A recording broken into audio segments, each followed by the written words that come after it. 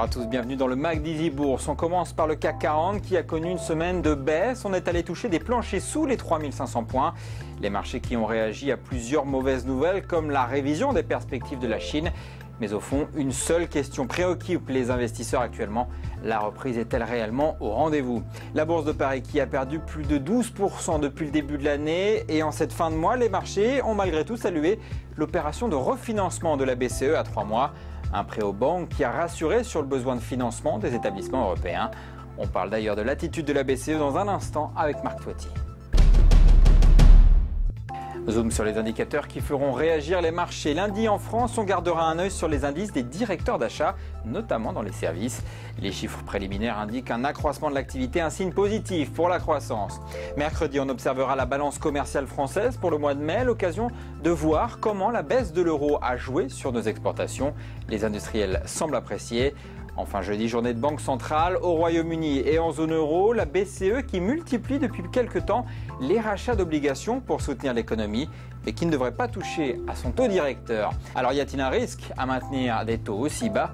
La réponse de Marc Toiti. Il ne faut surtout pas augmenter les taux d'intérêt rapidement dans la zone euro. Alors autant aux États-Unis on pourrait le faire, on a aujourd'hui une croissance autour des 3% et peut-être même 3,5% en moyenne sur 2010. Donc la Réserve fédérale américaine va devoir augmenter les taux d'intérêt à partir de l'automne prochain parce qu'en plus comme on a des taux d'intérêt qui sont très bas, on est à 0%, avec 3% de croissance, c'est presque dangereux. Ça pourrait alimenter une nouvelle bulle. Donc la Réserve fédérale va devoir augmenter les taux d'intérêt progressivement. Elle ne va pas les flamber, mais on peut atteindre 1,5% de taux d'intérêt pour dans un an. En revanche, dans la zone euro, déjà on n'est pas à 0%, on est à 1% de taux d'intérêt de la Banque centrale européenne, donc c'est beaucoup trop élevé d'ailleurs par rapport aux États-Unis. Ça c'est un autre débat, c'est ce qui a plongé la récession encore l'année dernière et a aggravé la récession. Mais pour cette année, on a à peine 1,5% de croissance et surtout cette croissance reste très fragile. Donc si on s'amuse à augmenter le taux d'intérêt, on risque de casser la croissance. Donc surtout pas, il faut attendre au moins le printemps prochain pour commencer à envisager une hausse du taux réfi de la Banque centrale européenne. Espérons que les dirigeants européens sauront faire pour une fois plus de pragmatisme que de dogmatisme et donc sauront attendre. Tout de suite, on découvre la valeur de la semaine. La valeur de la semaine, c'est Bourbon, spécialiste des prestations de services maritimes, notamment sur le pétrole offshore. Un secteur à suivre de près malgré les problèmes de BP dans le golfe du Mexique, Franklin Pichard. C'est intéressant de regarder Bourbon parce que Bourbon vient d'annoncer son plan stratégique à 5 ans, doublement de taille prévu, c'est ce qu'ils viennent de réaliser sur les 5 dernières années.